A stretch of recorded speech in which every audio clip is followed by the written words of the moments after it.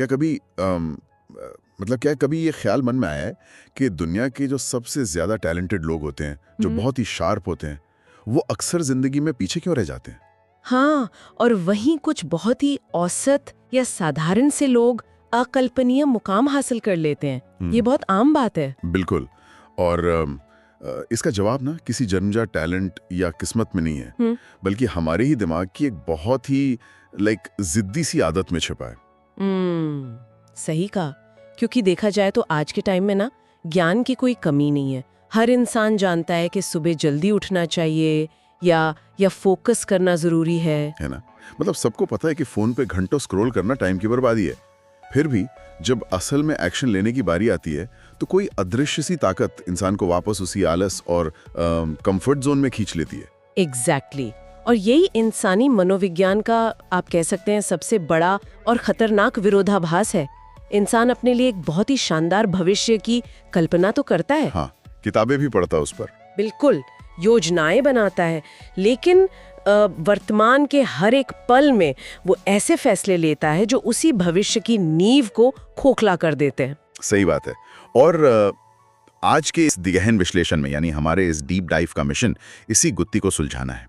आज हम जिस सोर्स पर चर्चा कर रहे हैं वो है the power of mental discipline किताब के नोट्स और उससे जुड़ी रिसर्च। और हमारा लक्ष्य सिर्फ सतही तौर पर ये जानना नहीं है कि लोग ऐसा क्यों करते हैं, बल्कि न्यूरोलॉजी और साइकोलॉजी की गहराइयों में जाकर ये समझना है कि हमारा अपना ही दिमाग हमारी सफलता के खिलाफ दुश्मन की तरह काम क्यों करने लगता है। बिल्कुल। और अगर हम इसे एक एनालॉजी से समझें, मान लीजिए कि टैलेंट सिर्फ एक गाड़ी है, एक बहुत ही तेज और शानदार गाड़ी। लेकिन अगर उस गाड़ी में अनुशासन का यानी मेंटल डिसिप्लिन स्टीयरिंग व्हील ना हो तो वो गाड़ी सिर्फ तबाही मचाएगी या सीधा किसी खाई में जाकर गिरेगी। ये बहुत ही सटीक नजरिया है। टैलेंट महज एक पोटेंशियल एनर्जी है, लेकिन अनुशासन वो काइनेटिक एनर्जी है जो असल में चीजों को गति देती है। सही बात है। बिना मानसिक नियंत्रण के इंसान की ऊर्जा बस दिशाहीन होकर बिखर जाती है। तो चलिए इस पूरी प्रक्रिया के ना सबसे बड़े धोखे से पर्दा उठाते हैं, जिसे पूरी दुनिया ने सफलता का मूल मंत्र मान लिया है। मेरा मतलब है मोटिवेशन। मोटिवेशन, हाँ। हर तरफ यही शोर है ना कि बस अंदर से मोटिवेशन आ जाए, कोई इंस्पिरेशनल कोट पढ़ लें तो इंसान पहाड़ तोड़ सकता। मतलब हम मान लेते हैं कि सफल लोग हर दिन इसलिए काम करते हैं क्योंकि वो हमेशा मोटिवेटेड रहते हैं। और ये शायद सेल्फ हेल्प इंडस्ट्री का फैलाया हुआ सबसे बड़ा भ्रम है। मतलब सच्चाई तो यह है कि मोटिवेशन नाम की कोई स्थायी चीज इंसान के न्यूरोकेमिकल सिस्टम में टिकी नहीं सकती। सच में? मतलब ये टिकता ही नहीं है? बिल्कुल नहीं। मोटिवेशन पूरी तरह से एक बायोलॉजिकल स्पाइक है। ये एड्रेनालिन और कॉर्टिसोल का एक अचानक आया हुआ उछाल है, एक चिंगारी की तरह। ओके, तो मतलब ये बस शुरू करवाता है। एग्जैक्टली। ये किसी इंसान को सोफे से उठाकर काम शुरू तो करवा सकता है, लेकिन मानव शरीर इस हाई एनर्जी स्टेट को लंबे समय तक होल्ड कर ही नहीं सकता। तो जो इंसान सिर्फ इसी स्पाइक पर निर्भर है वो क्रैश कर जाएगा। जैसे ही ये स्पाइक खत्म होगा, जो कि 2 या 3 दिन में हो ही जाता है, इंसान पूरी तरह से थक कर अपने उसी पुराने रूटीन में लौट जाएगा। सोर्स मटेरियल बहुत स्पष्ट रूप से कहता है कि केवल अनुशासन ही वो शक्ति है जो बिना किसी केमिकल स्पाइक के शांति से काम को जारी रखती है। लेकिन जरा ठहरिए, यहाँ एक बहुत बड़ा सवाल खड़ा होता है। मैं सोच रहा था कि अगर मोटिवेशन महज एक केमिकल स्पाइक है और इतना कमजोर है तो दुनिया भर के बड़े एथलीट्स या सफल लोग इतनी ऊंचाइयों तक कैसे पहुंचते हैं? रील देखना या वीडियो गेम्स खेलना? बहुत अच्छा सवाल है, और इसका जवाब डोपामीन के काम करने के तरीके में छिपा है। और यहाँ हम सिर्फ इस बात पर चर्चा नहीं कर रहे हैं कि डोपामीन खुशी देने वाला रसायन है। हाँ, वो तो बहुत बेसिक डेफिनेशन हो गई। बिल्कुल। असल में डोपामीन एक मोटिवेशन मॉलिक्यूल है। जब हम कहते हैं कि दिमाग आसान रास्ता चुनता है तो उसके पीछे एक बहुत गहरी न्यूरोलॉजिकल प्रोसेस है। इसे डोपामीन डाउन रेगुलेशन कहते हैं। डोपामीन डाउन रेगुलेशन मतलब ये कैसे काम करता है? इवोल्यूशन के नजरिए से हमारा दिमाग हमेशा ऊर्जा बचाने और तुरंत मिलने वाले सुख को हासिल करने के लिए प्रोग्राम्ड है। जब कोई व्यक्ति घंटों तक स्क्रीन को स्क्रॉल करता है, हाँ, जो कि आजकल बहुत आम है, हाँ, तो उसके दिमाग को बिना किसी शारीरिक या मानसिक मेहनत के डोपामीन का एक भारी डोज मिलता है। ये चीप डोपामीन है, मतलब बहुत ही सस्ता और इंस्टेंट। तो इसका मतलब ये है कि जब इंसान घंटों तक रील्स देखता है तो वो सिर्फ टाइम वेस्ट नहीं कर रहा है, वो असल में अपने दिमाग के बेसलाइन को ही बदल रहा है। 100%। जब दिमाग को ये सस्ता डोपामीन डोज रोज मिलने लगता है तो वो अपने डोपामीन रिसेप्टर्स को कम कर देता है ताकि वो ओवरलोड ना हो। ओह, मतलब दिमाग खुद को सुन कर रहा है एक तरह से। हाँ, इसे ही डाउन रेगुलेशन कहते हैं। अब समस्या तब आती है जब वही इंसान कोई मेहनत वाला काम करने बैठता है, जैसे कोई मुश्किल किताब पढ़ना। तब तो वो बहुत बोरिंग लगेगा। सिर्फ बोरिंग ही नहीं, शारीरिक और मानसिक रूप से दर्दनाक लगता है, क्योंकि उसका दिमाग अब उस कम डोपामीन वाले काम के लिए तैयार ही नहीं है। मानसिक अनुशासन का असली अर्थ ही इस सस्ते डोपामीन के चक्र को तोड़ना है। यार ये बात तो सच में डराने वाली है। मतलब हम सिर्फ आलसी नहीं हो रहे हैं, हम अपने दिमाग की वायरिंग को ही खराब कर रहे हैं। बिल्कुल। और मैंने देखा है कि जब भी दिमाग इस कंफर्ट जोन में फंसता है ना, तो वो अपनी इस हालत को जस्टिफाई करने के लिए बहुत ही शानदार कहानियां बनाने लगता है। सोर्स मटेरियल में इसे एक्सक्यूजाइटिस या बहानों की बीमारी कहा गया है। हाँ, एक्सक्यूजाइटिस। इंसान खुद से ये नहीं कहता कि मैं आलसी हूँ, वो कहता है मेरे पास सही समय नहीं है या आज मूड ठीक नहीं है। मनोविज्ञान में इसे कॉग्निटिव डिसोनेंस कहते हैं, मतलब संज्ञानात्मक असंगति। इंसान का दिमाग ये बर्दाश्त ही नहीं कर सकता कि वो खुद को कामचोर माने। सही बात है, ईगो हर्ट होती है। एग्जैक्टली। ईगो की रक्षा करने के लिए दिमाग तुरंत एक लॉजिकल बहाना दे देता है। लेकिन अगर आप इतिहास देखें, हर सफल इंसान के पास शुरुआत में हार मान लेने के 1000 जायज कारण थे। पैसे नहीं थे, समय नहीं था। पर उन्होंने वो बहाने नहीं माने। बिल्कुल नहीं, उन्होंने उन बहानों को रिजेक्ट कर दिया। इसे अगर हम उस पानी और बांध वाले उदाहरण से जोड़े ना, तो इंसान का दिमाग उस पानी की तरह है जो हमेशा सबसे आसान रास्ते की तरफ बहना चाहता है।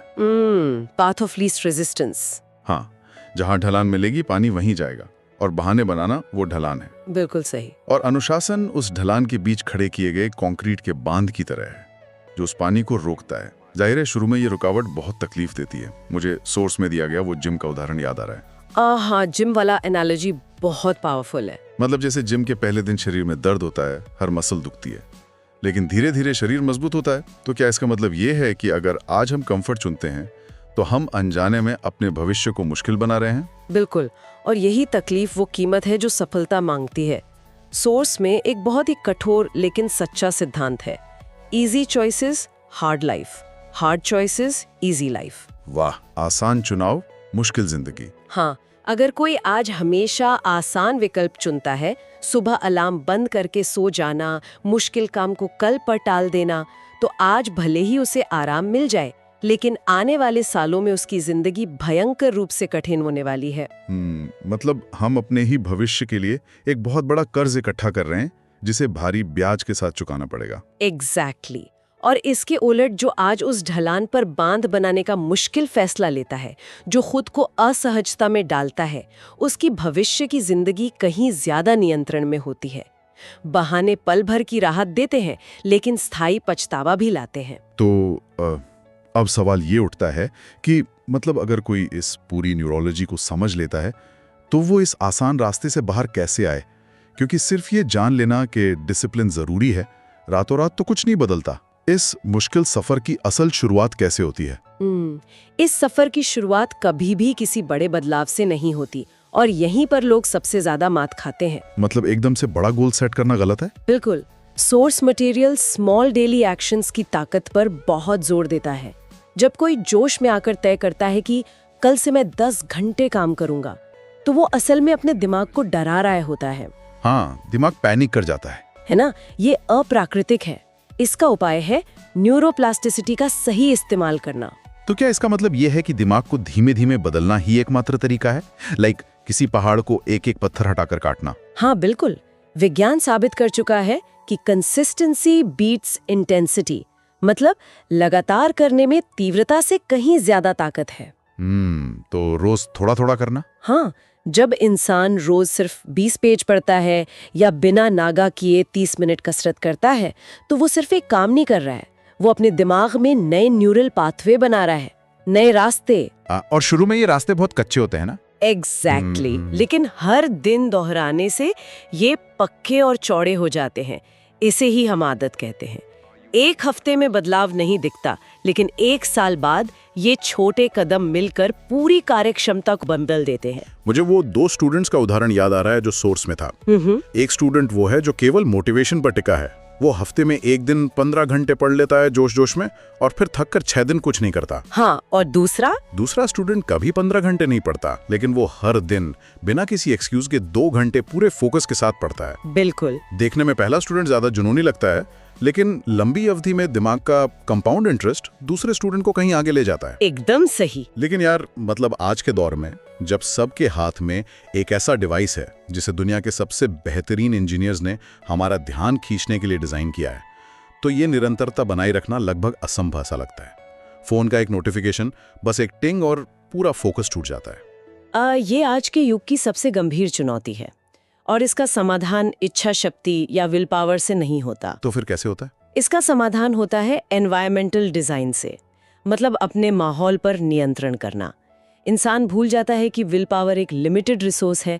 इसे साइकोलॉजी में ईगो डिप्लीशन कहते हैं। Ego depletion? थोड़ा समझाइए।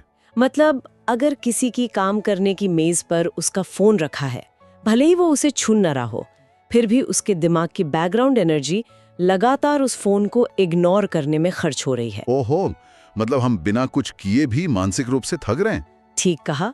इसीलिए सफल लोग सिर्फ खुद पर नियंत्रण नहीं रखते, वे अपने आसपास के माहौल पर नियंत्रण रखते हैं। मतलब फोन को दूसरे कमरे में रख देना। हाँ, अपने वातावरण को ऐसा बनाना जहाँ सही काम करना आसान हो और गलत काम करना मुश्किल। गैर जरूरी एप्स हटाना, काम की एक फिक्स जगह बनाना, ये सब दिमाग को डिस्ट्रैक्शन से लड़ने की थकान से बचाते हैं। सही बात है। आज के इस शोरगुल वाले डिजिटल युग में ना, फोकस कर पाना ही सबसे बड़ी सुपर पावर बन गया है। बिल्कुल। लेकिन इस पूरी प्रोसेस में जब कोई इंसान ये माहौल भी बना लेता है और छोटे कदम उठाना भी शुरू कर देता है, तो एक ऐसा दिन तो जरूर आता है जब वो बांध टूट जाता है। बिल्कुल आता है। कभी अलार्म बजता है और इंसान उसे बंद करके सो जाता है। जब वो रूटीन टूटता है ना, तब जो निराशा होती है वो बहुत खतरनाक होती है। लोग सोचते हैं, लो टूट गया मेरा अनुशासन, मैं तो इसी लायक हूं। इस फेलियर वाले माइंडसेट से कैसे बचें? यहीं पर मेंटल टफनेस का असली टेस्ट होता है। अनुशासित लोगों और हार मान लेने वालों के बीच का फर्क ये नहीं है कि अनुशासित लोग फेल नहीं होते, वो भी गिरते हैं। बिल्कुल गिरते, उनके भी रूटीन टूटते हैं, लेकिन वे असफलता को अपनी पहचान नहीं बनने देते। सोर्स मटेरियल की एक बहुत ही पावरफुल लाइन है, फीलिंग्स टेम्पररी है लेकिन क्विटिंग परमानेंट हो सकती है। फीलिंग्स टेम्पररी है। हाँ, जब आप फेल होते हैं तो जो खुद पर गुस्सा आता है वो बस एक भावना है जो कुछ घंटों में चली जाएगी, लेकिन अगर उस भावना के बहकावे में आकर किसी ने प्रयास करना ही छोड़ दिया तो वो असफलता जीवन भर के लिए परमानेंट हो जाएगी। तो अगर हम इस फेलियर से उठने और डिसिप्लिन को एक पक्की आदत बनाने के उन 5 प्रैक्टिकल तरीकों की बात करें जो इस सोर्स में बताए गए हैं, तो क्या ये तरीके इंसान के ऐसी माइंडसेट को बदलने का काम करते हैं? बिल्कुल, वे इसी के लिए डिजाइन किए गए हैं। जैसे अगर पहले तरीके को देखें, छोटे गोल्स बनाना, ये कोई नई बात तो नहीं लगती, लेकिन मनोवैज्ञानिक रूप से ये फेलियर के डर को ही खत्म कर देता है। अगर गोल इतना छोटा है कि उसे करने में कोई बड़ा स्ट्रगल ही नहीं है, लाइक 8 घंटे की जगह बस 1 घंटा पढ़ना, तो इंसान उसे टालेगा क्यों? यह दिमाग के फ्लाइट और फाइट रिस्पॉन्स को ट्रिगर नहीं करता, और जब वो छोटा लक्ष्य लगातार पूरा होने लगता है तो इंसान को एक रूटीन की जरूरत महसूस होती है, जो कि दूसरा अहम हिस्सा है, फिक्स्ड रूटीन बनाना। इसका साइंटिफिक कारण ये है कि ये डिसीजन फटीग यानी निर्णय लेने की थकान को कम करता है। जब दिमाग को पता है कि सुबह 8 बजे सिर्फ पढ़ने बैठना है, तो वो ऊर्जा बर्बाद नहीं करता ये सोचने में कि क्या मुझे अभी पढ़ना चाहिए। रूटीन काम को ऑटोमेटिक कर देता है। और ये ऑटोमेशन तब तक काम नहीं करेगा जब तक दिमाग को सस्ते डोपामीन से दूर न रखा जाए, जो कि तीसरा स्टेप है, डोपामीन कंट्रोल। एग्जैक्टली। अगर इंसान काम के बीच में फोन चेक कर रहा है तो उसका दिमाग कभी भी डीप वर्क में जा ही नहीं पाएगा। लेकिन इन सब में जो बात मुझे सबसे ज्यादा चौंकाती है वो है काम और मूड के बीच का कनेक्शन। ये चौथा पॉइंट। एक्शन पहले, मूड बाद में। हाँ, मतलब आम धारणा तो यही है ना कि इंसान काम तब शुरू करता है जब उसका मूड होता है। हम हमेशा कहते हैं यार आज कुछ करने का मूड नहीं है। और यही वो सिद्धांत है जो इंसान के सोचने का नजरिया पूरी तरह पलट देता है। साइकोलॉजी में इसे बिहेवियरल एक्टिवेशन कहते हैं। मूड कोई जादुई चीज नहीं है जो आसमान से टपकेगी। जब इंसान बिना मूड के थोड़ी सी जबरदस्ती करके बस 5 मिनट काम करता है तो वो छोटा सा एक्शन दिमाग में बदलाव लाता है। मतलब मूड काम शुरू करने से बनता है? बिल्कुल, एक्शन लेने से मूड खुद ब खुद पैदा हो जाता है। मूड एक्शन को नहीं चलाता, एक्शन मूड का निर्माण करता है। ये तो एक बहुत बड़ा पैराडाइम शिफ्ट है। मतलब हमें मोटिवेशन या सही समय का इंतजार करने की कोई जरूरत नहीं है। हमें बस उस पहली दीवार को तोड़ना है। हाँ, बस शुरुआत करनी है। और ये तभी मुमकिन है जब इंसान अपने आप से किए गए वादों की अहमियत समझे, जो कि इस चर्चा का 5वां और सबसे गहरा पहलू है। जब हम कोई नियम बनाते हैं, भले ही वो रोज 15 मिनट टहलने का ही क्यों न हो, और उसे निभाते हैं, तो हम सिर्फ शरीर को ही फायदा नहीं पहुंचा रहे, हम अपने अंदर अपनी ही नजर में अपनी इज्जत बढ़ा रहे होते हैं। आपने बिल्कुल सही नब्ज पकड़ी है। अनुशासन का अल्टीमेट गोल सिर्फ काम पूरा करना नहीं है, बल्कि सेल्फ रिस्पेक्ट का निर्माण करना है। जब इंसान खुद से किए वादे को बार बार पूरा करता है तो उसका दिमाग उसे एक ऐसे व्यक्ति के रूप में देखने लगता है जिस पर भरोसा किया जा सकता है। मतलब वो अपनी पहचान बदल रहा है। एग्जैक्टली। ये महज एक आदत नहीं है, ये एक आइडेंटिटी शिफ्ट है। फिर एक टाइम ऐसा आता है जब आलस करना इंसान के स्वभाव के ही खिलाफ हो जाता है। तो अगर हम इस पूरे डीप डाइव को एक जगह समेटें तो सबसे बड़ी सीख जो सामने आती है वो ये है कि दुनिया की कोई भी किताब या मोटिवेशनल स्पीच आपकी जिंदगी नहीं बदल सकती जब तक आपके पास खुद के मन पर लगाम कसने की ताकत ना हो। बिल्कुल सही। सफल लोग किसी अलग मिट्टी के नहीं बने होते। उन्हें भी सुबह उठने में तकलीफ होती है, उनका भी मन करता है कि काम छोड़कर मूवी देख लें। फर्क सिर्फ इतना है कि वे अपनी फीलिंग्स और अपने एक्शंस के बीच एक दीवार खड़ी कर देते हैं। इंसान हमेशा इमोशंस को कंट्रोल नहीं कर सकता, लेकिन वो ये जरूर तय कर सकता है कि वो उस भावना के बावजूद क्या एक्शन लेगा। और इसी मोड़ पर मैं एक ऐसा विचार छोड़ना चाहूंगी जिस पर बहुत शांति से सोचने की जरूरत है। बताइए। हमने अभी बात की कि खुद से किए वादे निभाने से आत्मसम्मान बढ़ता है।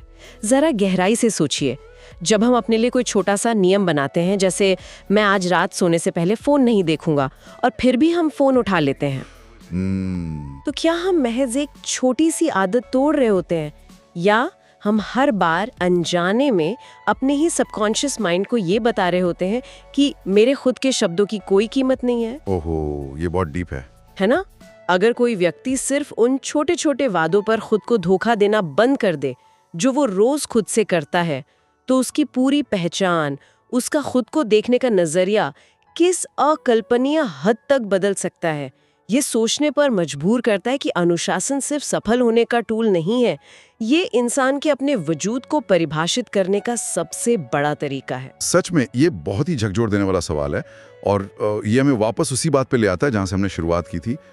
टैलेंट की वो विशाल नदी चाहे कितनी भी पावरफुल क्यों ना हो, जब तक इंसान खुद को धोखा देना बंद करके अनुशासन का बांध नहीं बनाएगा, तब तक वो ऊर्जा किसी काम नहीं आएगी। बिल्कुल। तो अपनी उस काइनेटिक एनर्जी को पहचानिए और कंट्रोल को अपने हाथों में लीजिए, क्योंकि आज के इस विश्लेषण का सबसे बड़ा निष्कर्ष यही है कि आपका भविष्य आपके आज के छोटे छोटे लेकिन मुश्किल फैसलों पर टिका है।